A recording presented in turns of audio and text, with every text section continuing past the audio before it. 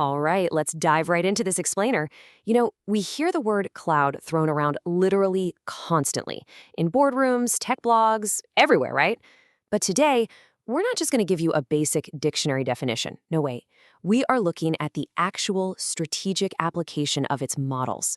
Because honestly, leveraging the cloud properly, that's exactly what sets successful businesses apart from the rest. We're going to break down exactly how it works and why it's basically changing the entire game for how businesses operate and scale. So, here's our roadmap for today. We're going to cover 1, the scaling dilemma, 2, defining cloud computing, 3, deployment models, 4, service models, 5, popular providers, and finally, Section 6, the final cloud quiz. Okay, Section 1, the scaling dilemma, or hitting the physical roadblocks. Imagine for a second that you're running your very own small software development firm, right? You've got this killer product, and suddenly your user base is spiking. But you really have to ask yourself, is your physical infrastructure actually ready to handle the weight of your own success? Because scaling isn't just about getting more customers through the door. It's about having the actual technical backbone to seamlessly support them. And those roadblocks to expansion, well, they're immediate and, frankly, pretty intimidating. First off, a small team size means you just don't have an army of IT pros waiting around to build out server racks. Combine that with the absolute unpredictability of demand, like spiking one day and totally flat the next, and your strictly limited resources. Paying for idle physical servers when demand suddenly drops, that becomes a massive, massive financial drain. So, this creates the ultimate showdown for modern businesses. The traditional on-premise setup on one side versus modern cloud computing on the other. And before spending a single dime, any smart business owner needs to seriously weigh these two approaches. It really all boils down to CapEx versus OpEx, capital expenses versus operating expenses. On-premise absolutely drains your capital. You've got heavy upfront costs, you need tons of physical space, and you have to hire dedicated maintenance teams.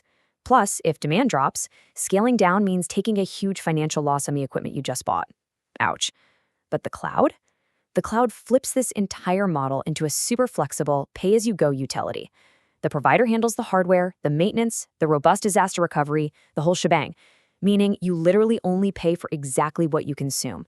It is a total game changer for resource allocation. Moving on to Section 2, defining cloud computing. Let's really nail down the core concept.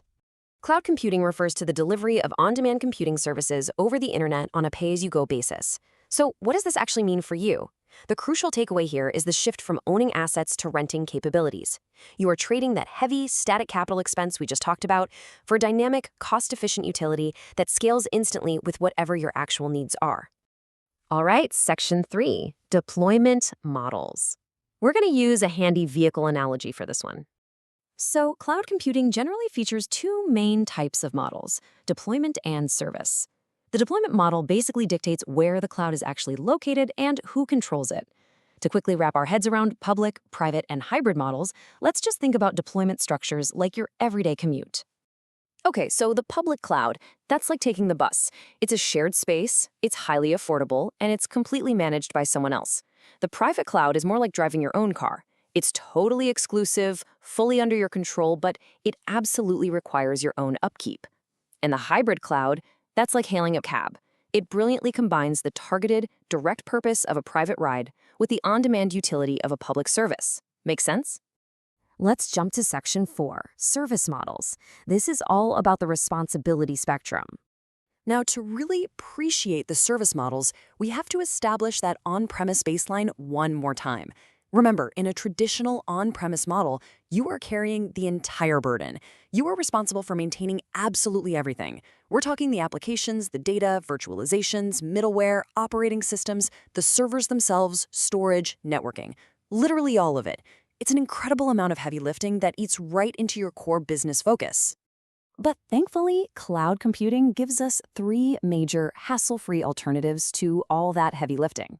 We've got IaaS, which stands for Infrastructure as a Service, PaaS, or Platform as a Service, and SaaS, Software as a Service. Think of this like a spectrum of abstraction. With IaaS, you're outsourcing the bare metal, the physical servers and storage, but you are still configuring the operating system and your own applications. Then we have PaaS, which abstracts away the OS and middleware entirely. That means your developers can just log in and focus on what they do best, coding and handling data. And finally, SaaS abstracts absolutely everything. You literally just open up a browser, log in, and get straight to work.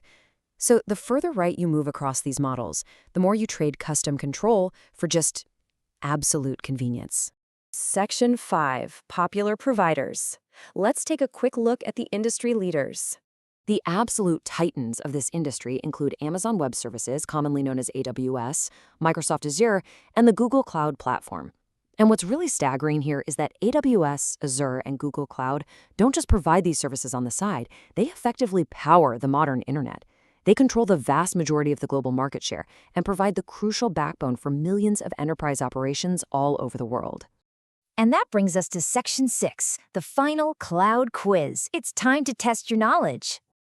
All right, time to test your memory. Based on what we just went over, which model leaves you in charge of the OS, the apps, and the data, while the provider just handles the bare metal infrastructure? Is it 1, IaaS, 2, PaaS, 3, SaaS, or 4, both IaaS and PaaS? Drop your answer down below. And as you're thinking about that, I want to leave you with a slightly provocative question. Looking at the structure of your own work, your team, or your business right now, are you still trying to maintain a complex, super expensive on-premise machine when you could literally be writing a highly efficient, endlessly scalable cloud? Definitely something to think about. Thanks so much for joining me on this explainer, and keep learning.